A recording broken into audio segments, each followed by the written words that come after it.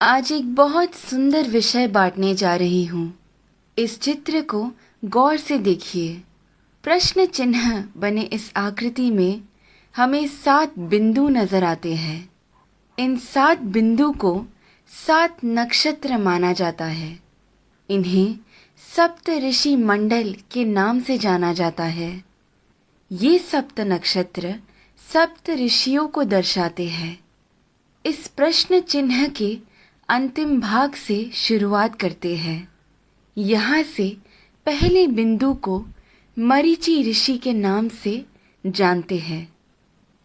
उसके बाद में जो बिंदु है वो कहलाते हैं ऋषि वशिष्ठा। ऋषि वशिष्ठा की बाईं ओर आपको एक छोटा बिंदु नजर आएगा। ये बिंदु ही है अरुंधति। ऋषि वशिष्ठा के बाद आते हैं ऋषि अंगीरसा।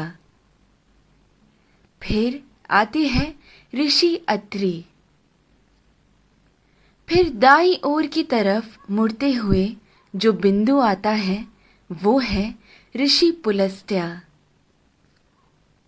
उसके बाद आते हैं ऋषि पुलह और फिर ऋषि क्रतु।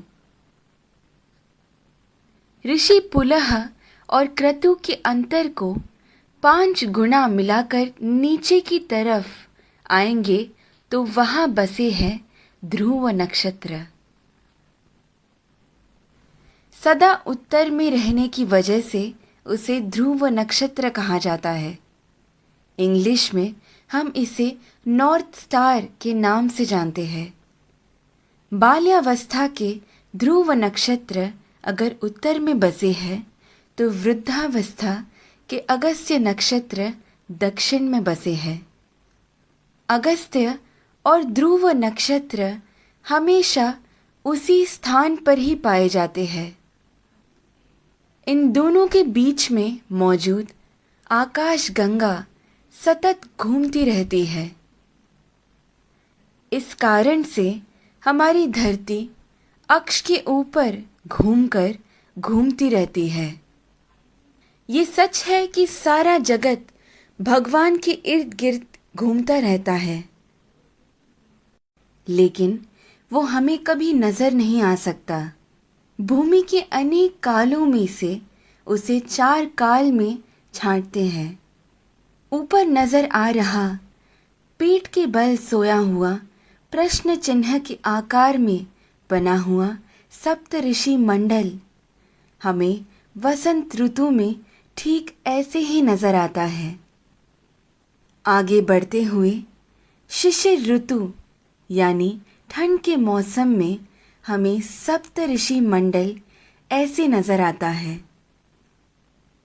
फिर शरद ऋतु में जब सारे पत्ते झड़ने लगते हैं तब सप्त ऋषि मंडल हमें ऐसे पीठ के बल सोया हुआ प्रश्न चिन्ह के आकार में नजर आता है। और फिर ग्रीष्म ऋतु यानी गर्मी के मौसम में हमें सप्त ऋषि मंडल ऐसे शीर्षासन कर रहे प्रश्न चिन्ह के आकृति में नजर आता है। चाहे जो भी हो, जब हम ये सारे प्रश्न चिन्हों को एक साथ में देखते हैं, हमारे सामने एक विशेष आकृति हमें बनता हुआ नजर आता है। वही कहलाता है हमारा स्वस्तिक। स्वस्थ का मतलब है आरोग्यवान।